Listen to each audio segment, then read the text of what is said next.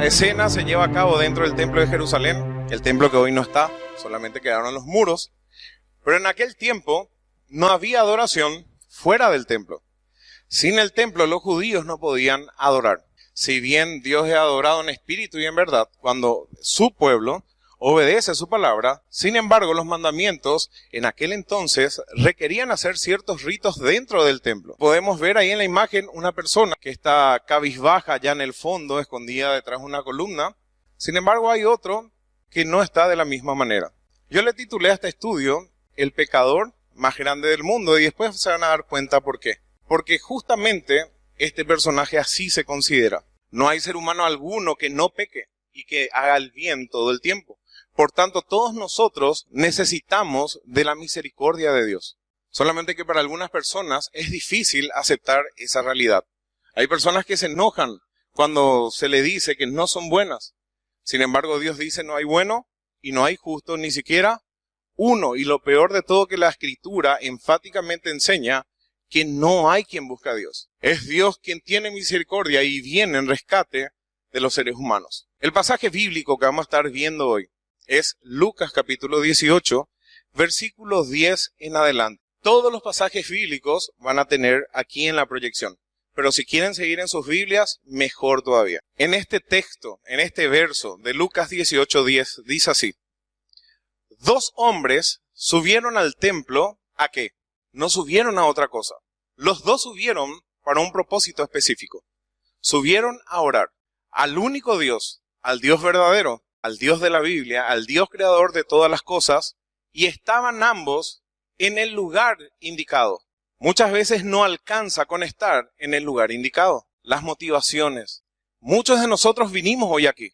No sabemos por qué. No sabemos cuál fue la motivación. Sin embargo, detrás de este pasaje de la Escritura, Dios nos permite ver detrás de la escena y podemos ver las motivaciones de estas personas. Dice, dos hombres subieron al templo a orar. El uno era fariseo y el otro era publicano. Un fariseo en aquel entonces era una persona respetada de todo el pueblo. Generalmente eran personas adineradas. Dentro de la sociedad judía, ellos estaban en el nivel más elevado y más respetado. Ellos eran representantes del pueblo y eran los que enseñaban al pueblo la palabra de Dios. Se suponía que ellos eran ejemplos de todo el pueblo. Ellos eran doctos en la ley. Estaban los escribas y estaban los fariseos. Estaban también los saduceos, pero en este caso vamos a hablar más de los fariseos. Pero al decir fariseos le estamos englobando a todos los grupos de la élite judía de aquel entonces. Ellos tenían que ser ejemplo a todo el pueblo. Sin embargo, en el otro lado está el publicano. Dentro de un ratito vamos a estar hablando del publicano. Para el judío, el publicano era lo peor que existía. Vamos a estar viendo por qué. Lo que sí nos cuenta la palabra de Dios en el versículo 11 que dice, el fariseo, puesto en pie, miren lo que dice, oraba consigo mismo de esta manera. Se supone que la oración es cuando nosotros nos dirigimos a Dios. Este fariseo oraba solamente en su mente. Su corazón no estaba dirigido realmente hacia Dios. La Escritura nos muestra eso. Cualquier ser humano, cualquier mortal como nosotros que esté en ese lugar en el templo, ahí está el fariseo. Qué buena persona. Tiene una comunión exacta con Dios. Incluso nos acercaríamos a él y le diríamos, ¿podés orar por favor por mí a Dios? ¿Haríamos o no? ¿Verdad que sí? Suele pasar eso. El fariseo estaba puesto en pie. Seguro. Oraba consigo mismo de esta manera. Dios, te doy gracias porque no soy como los demás hombres, ladrones, injustos, adúlteros, ni aún como este publicano. Ayuno 2 veces a la semana, doy diezmos de todo lo que gano. Mas el publicano, estando de lejos, no quería ni aún alzar los ojos al cielo, sino que se golpeaba el pecho diciendo, Dios, sé propicio a mi pecador. Entonces, por un lado tenemos una persona de la élite judía, una persona que en teoría tendría que estar bien con Dios, y era una persona que tenía que reflejar el carácter de Dios. Fíjense la justicia del fariseo. Él decía y le daba gracias a Dios por sus obras. Él no era igual que las demás personas. Él no era un ladrón. Él no era injusto, dice. ¿Qué es ser justo? Aquel a quien el Señor no inculpa de pecado. Todos somos pecadores, sin embargo, la justicia de Cristo es aplicada al creyente y somos declarados inocentes delante de Dios. En la ley judía había la posibilidad de llevar un sustituto. El que era culpable podía llevar un sustituto. En nuestra justicia no hay eso. Dios, previendo de antemano la salvación que era por fe por medio de Cristo, ya tenían el simbolismo de los sacrificios del Cordero. El Cordero era inocente, no tenía culpa. El judío confesaba sus culpas o encima del Cordero, poniéndoles las manos, y el Cordero era degollado, era partido y era quemado totalmente. Se identificaba con el Cordero y el inocente llevaba la culpa del que era realmente merecedor de la muerte. Cristo en ese sentido también cumple toda la ley de Dios como hombre y muere en mi lugar. Su justicia me es imputada a mí y mis pecados le fueron imputados a él. Y murió en la cruz. Y miren lo que dice Jesucristo. Os digo que éste descendió a su casa justificado antes que el otro. ¿A quién fue propicio Dios? ¿Y a quién Dios perdonó realmente? Al publicano. Porque cualquiera, sin importar quién sea, y esto es ley para nosotros en el día de hoy, esto también va dirigido para nosotros. Si bien nosotros no tenemos templo, si bien hoy día el creyente es templo del Espíritu Santo, hoy también tenemos estos principios para aplicar en nuestras vidas. Cuando oramos, oramos con una actitud humilde, reconociendo que no somos nada, reconociendo que somos pecadores. Y nos dirigimos al único Dios santo, puro y verdadero, y siempre vamos a empezar con una confesión, porque somos imperfectos. No sabemos cómo llegó este publicano hasta acá. Le habrá costado llegar al templo. Se expuso muchísimo al llegar al templo. Podía ser apedreado él. Le habrán mirado todo el camino. El publicano. Al principio fue un título honroso aplicado a estos oficiales que atendían el interés público al administrar el cobro de impuestos y derechos aduaneros. Los jefes de los publicanos solían nombrarse entre los caballeros de la sociedad romana, y para el nombramiento el Estado vendía o subastaba el derecho para ese oficio. El publicano quedaba obligado a entregar al gobierno de Roma una cantidad estipulada. Pero el sistema se prestaba para abusos. Si hoy en día hay abuso, imagínate en aquel entonces, ¿verdad? El publicano podía obtener más de lo acordado y quedarse con el saldo. Y por supuesto unas cuantas mercaderías también de los mercaderes que venían e iban por todo el imperio. ¿Verdad que sí? Generalmente los publicanos eran personas pudientes. Eran millonarios. ¿Verdad que sí? Naturalmente, los jefes necesitaban subordinados para poder dividir su región en distritos más pequeños. Y a su vez estos subordinados buscaban empleados para que la tarea ingrata de sacar el dinero se haga hecha. ¿Verdad que sí? Generalmente los jefes estaban en las oficinas y se encargaban los otros, los que eran los más odiados. Los publicanos habían adquirido tanta mala fama a causa de esos abusos que hacían con el pueblo en forma general. No solamente de los judíos, sino por todo el imperio. Ahora bien, vamos a irnos a Israel. Vamos a irnos entre los judíos. Los subordinados inferiores en la jerarquía de recaudadores solían ser nativos del lugar donde trabajaban. Por tanto, tenía que ser contratados algunos judíos. Trabajaba para el enemigo, le robaba a sus compatriotas, porque abusaba de esa autoridad que tenía. Y generalmente ellos padecían hambre. La mayoría de los israelitas padecían realmente. No todos tenían la capacidad adquisitiva en aquel entonces. Incluso ni con madera cocinaban muchos de ellos. Cocinaban con los excrementos de los animales para que la madera puedan vender. De ahí la parábola del sembrador que crecía entre los espinos, entre los arbustos. Porque dejaban que crezcan eso, porque les servía para fuego incluso, o para vender. Ahora bien, en Palestina la mala fama general de los publicanos cada vez se agudizó más. De tal manera, si Julio, por ejemplo, era publicano, a Julio no le llamaban pecador, se le llamaba publicano. Los judíos que se prestaban para este trabajo tenían que alternar mucho con los gentiles.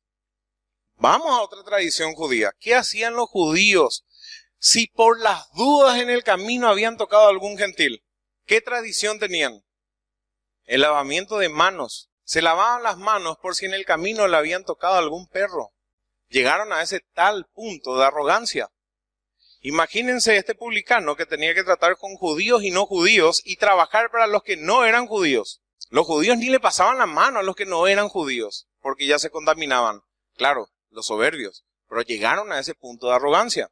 Entonces, los judíos no podían tolerar a una persona que era publicana.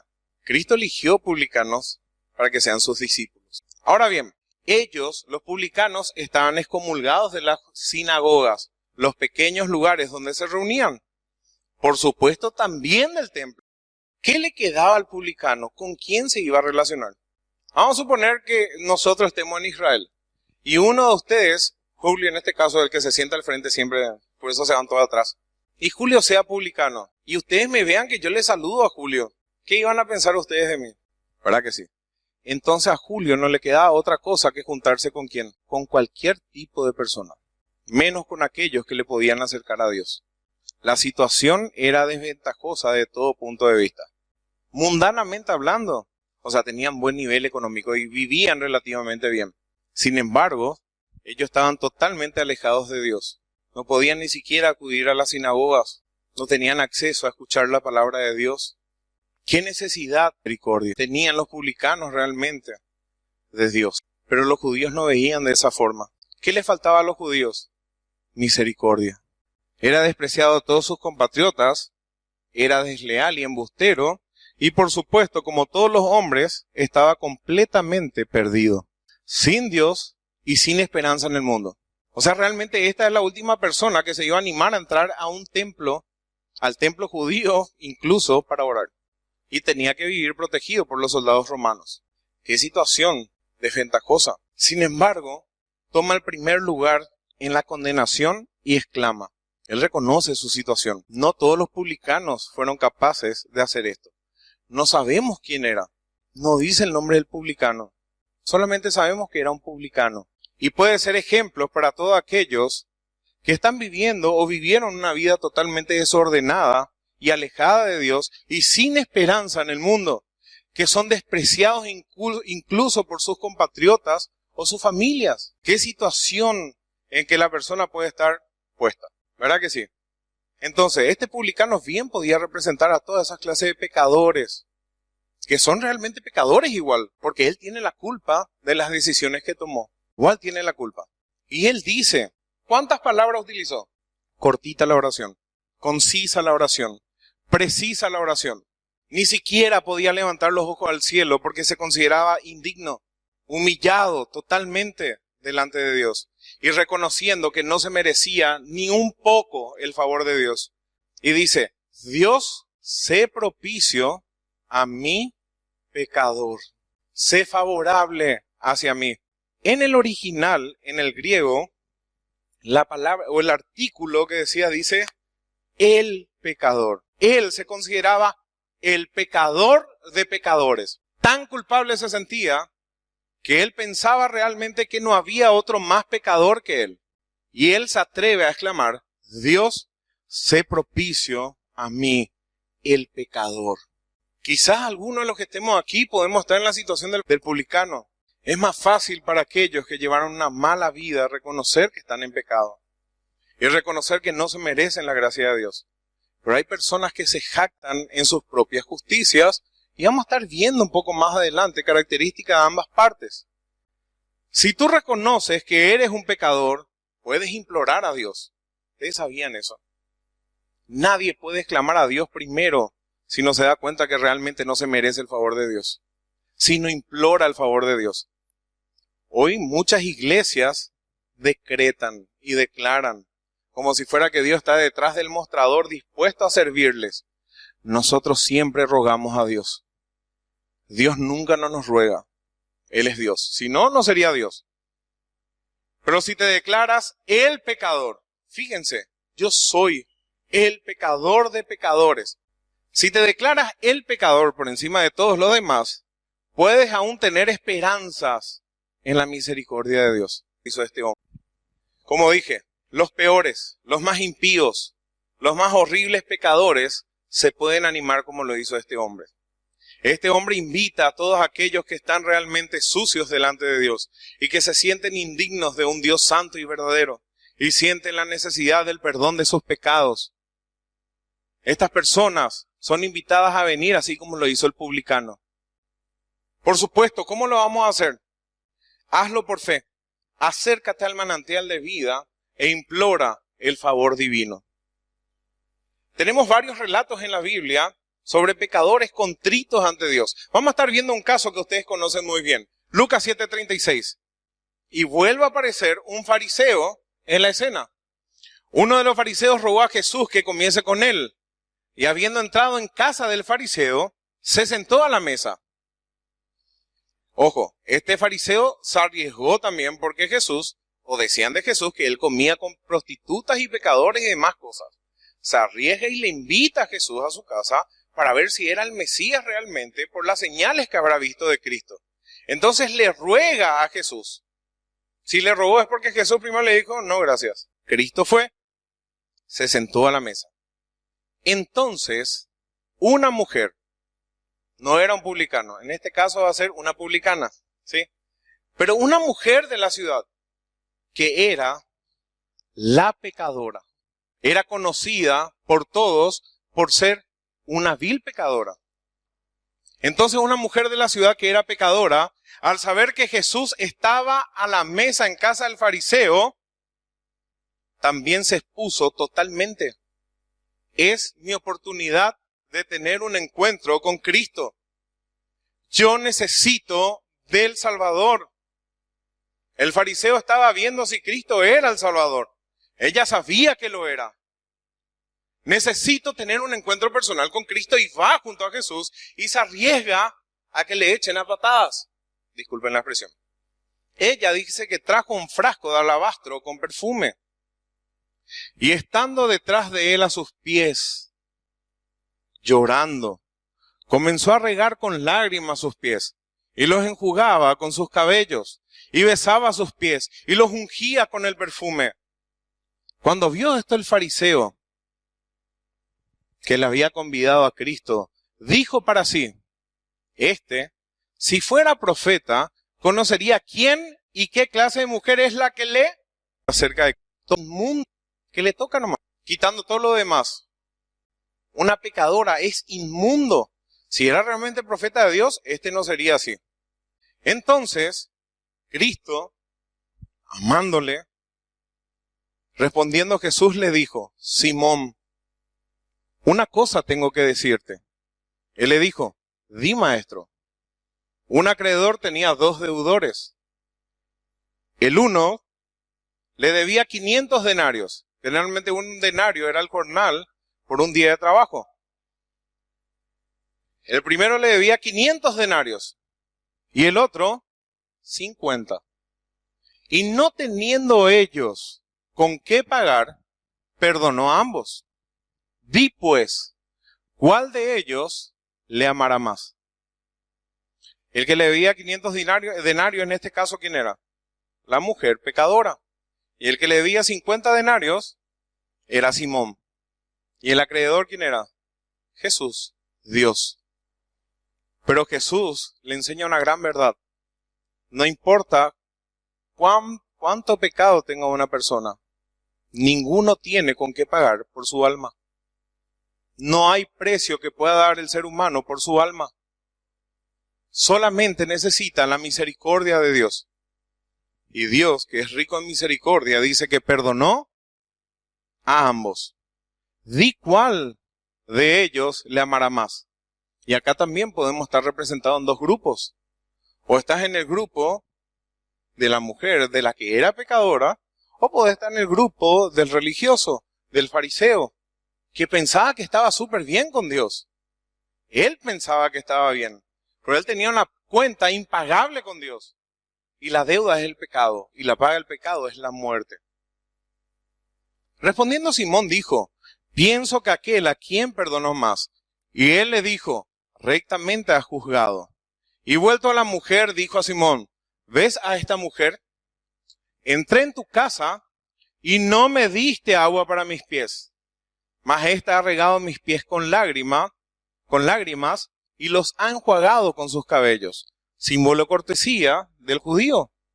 Venía caminando por el terreno polvoriento y por supuesto con la sandalia y se te ensuciaba el pie, y el símbolo de cortesía era que el mismo anfitrión te limpie los pies o su esclavo.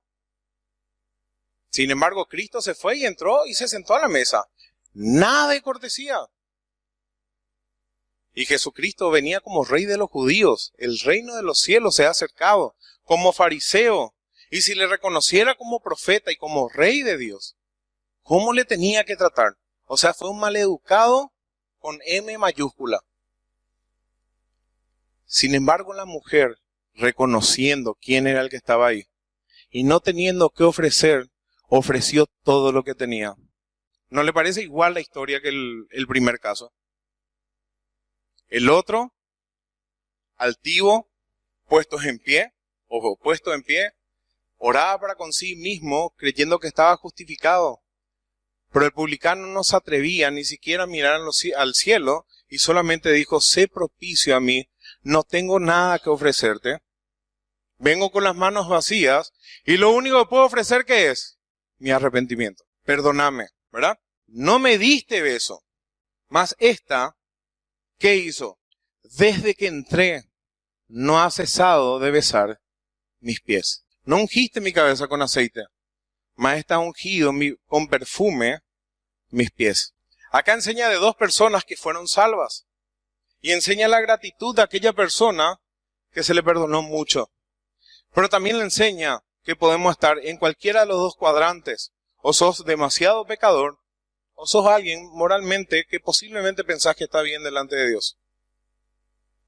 Por lo cual te digo que esos muchos pecados le son perdonados, porque amó mucho, mas aquel a quien se le perdona poco, poco ama.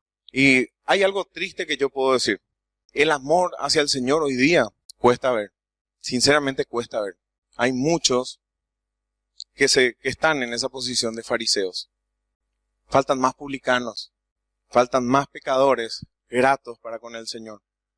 Y a ella le dijo: tus pecados te son perdonados.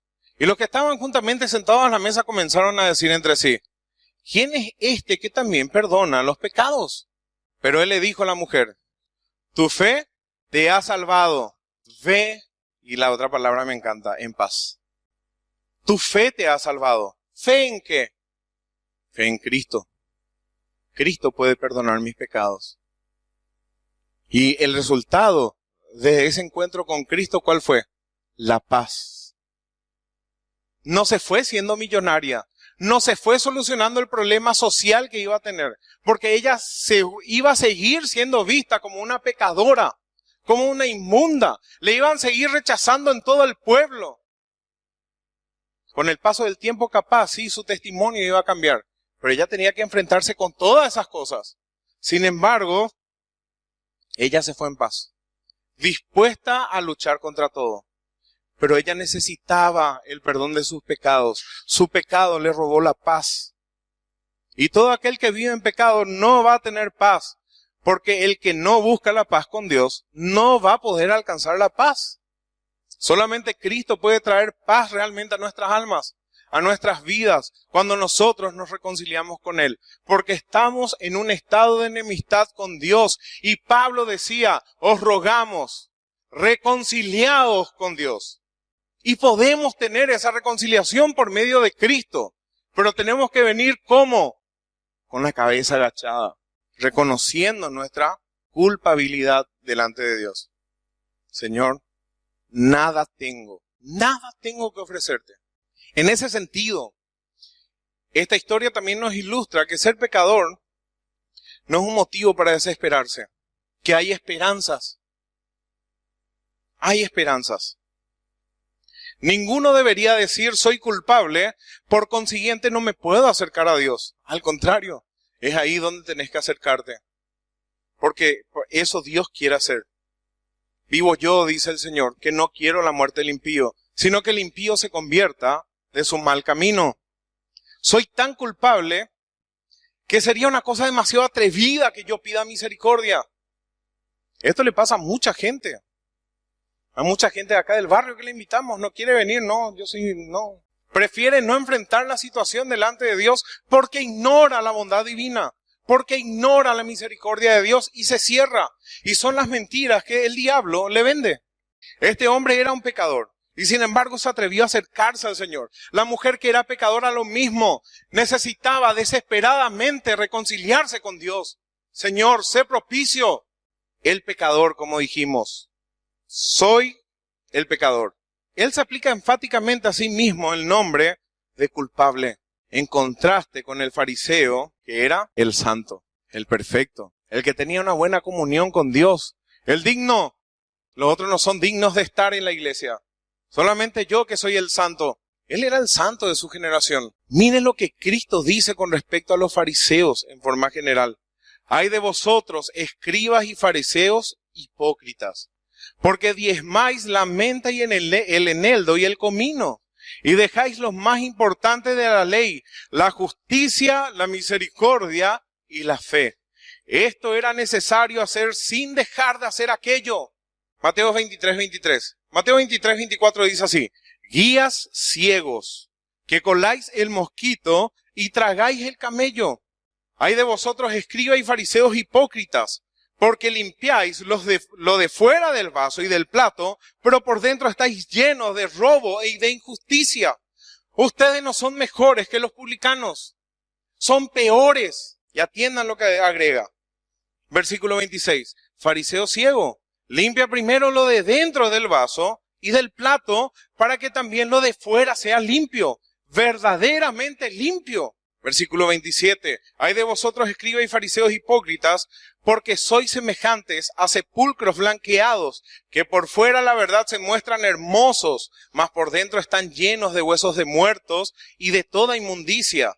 Así también vosotros por fuera la verdad os mostráis justos a los hombres, pero por dentro estáis llenos de hipocresía e iniquidad. Serpientes, versículo 33 del capítulo 23. Serpientes, generación de víboras. Miren lo que le dice Cristo amándole. ¿Cómo escaparéis de la condenación del infierno? ¡Qué prédica! ¡Qué fuerte! La parte que le dice, dejáis lo más importante de la ley, la justicia, la misericordia y la fe. Les muestra un ejemplo de lo que hacían ellos, de cómo eran hipócritas y cómo dejaban lo más importante de lo que le interesa a Dios, la misericordia. Lucas 13:11.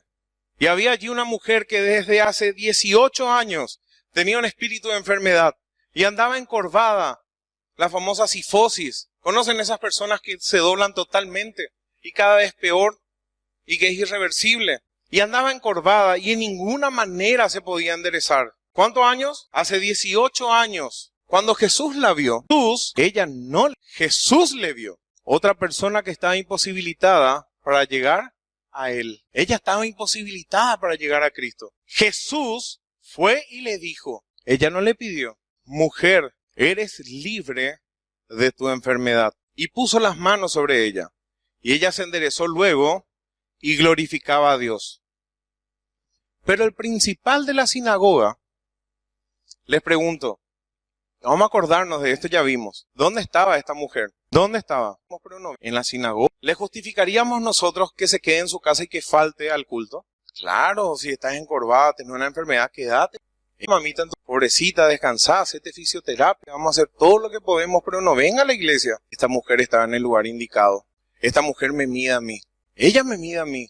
Ella mide mi fe. Ella mide cuando yo sé que voy a faltar al culto y digo, no tal cosa, yo sé que estoy poniendo excusa y no me voy a poder olvidar nunca la mujer encorvada que estaba hace 18 años congregándose, se iba para escuchar la palabra de Dios. Pero el principal de la sinagoga, enojado, se enojó de que Jesús hubiese sanado en el día de reposo, dijo a la gente, 6 días hay en que se debe trabajar. En estos, pues, venid y sed sanados, y no en día de reposo. No debía ponerse feliz. No tenía que estar contento, porque una mujer que estuvo tantos años sufriendo, hoy podía gozar de esa libertad. Entonces el Señor le respondió y dijo, hipócrita, cada uno de vosotros no desatan el día de reposo su buey o su asno del pesebre y lo lleva a beber agua.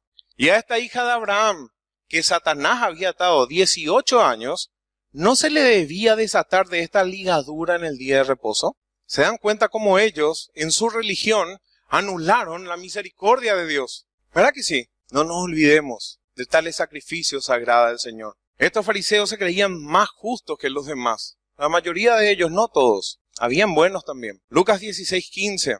Entonces les dijo, vosotros sois los que os justificáis a vosotros mismos delante de ¿quién? Los fariseos se mostraban justos delante de los seres humanos, pero delante de Dios no. Ustedes saben y sabemos que ante Dios estamos desnudos. Dios conoce cada cosa que hacemos, pensamos y lo que estamos maquinando. Dios conoce perfectamente la intención de nuestros corazones. Dios sabe perfectamente todas las cosas. No es lógico que nosotros justifiquemos nuestras conductas si igual están desnudas ante aquel a quien le debemos de rendir cuenta algún día. Yo soy el que me estoy defraudando. Si yo me justifico a mí mismo y me quiero mostrar justo delante de ustedes, o ustedes delante de cualquier ser humano, me defraudo yo mismo. Porque a Dios no le puedo engañar. Algún día voy a estar delante de Él. Sea en el tribunal de Cristo o en el juicio del gran trono blanco. Dios quiera que todos estemos en el tribunal de Cristo. Vosotros sois lo que os justificáis a vosotros mismos delante de los hombres. Mas Dios conoce vuestros corazones. Porque lo que los hombres tienen por sublime delante de Dios es abominación. Mateo 21:31. Le refiere una parábola a Cristo. ¿Se acuerdan? Le dijo a su hijo, hijo, ve al campo a trabajar. Y le dijo no. Y después fue. Pero el que le dijo sí, no se fue. Dice, ¿cuál de los dos hizo la voluntad de su padre? Dijeron ellos, el primero. Jesús les dijo, de cierto os digo que los publicanos y las rameras van delante de vosotros al reino de Dios. Qué difícil de asimilar para el pueblo que Cristo le esté diciendo esto a las personas que le estaban enseñando la ley y los que eran los más puros y santos. Los publicanos y las rameras van delante de ustedes, porque vino a vosotros Juan en camino de justicia y no le creísteis, pero los publicanos y las rameras le creyeron. Y vosotros, viendo esto, no os arrepentís después para creerle. Juan el Bautista había preparado el camino del Rey, el camino del Mesías. Se bautizaban para arrepentimientos, anunciando que la luz verdadera venía a este mundo, que el verbo de Dios, aquel verbo que creó el universo, se hacía carne, que aquel verbo estaba habitando entre ellos, aquel que le podía sanar de sus pecados, pero ellos le rechazaron. Pero ese publicano le creyó, esa mujer que estaba encorvada le creyó, esa prostituta, maestro y otras cosas más, pero ellos no, porque se creían buenos. Mateo 9:11. Cuando vieron esto, los fariseos dijeron a los discípulos, ¿por qué come vuestro maestro con los publicanos y pecadores? ¿Cómo van a permitir eso?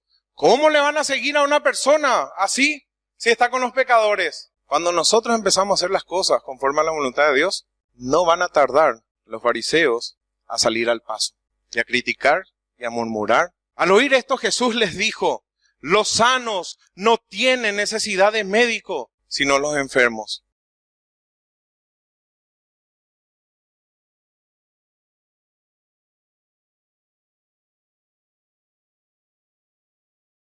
Miren lo que agrega en el versículo 13.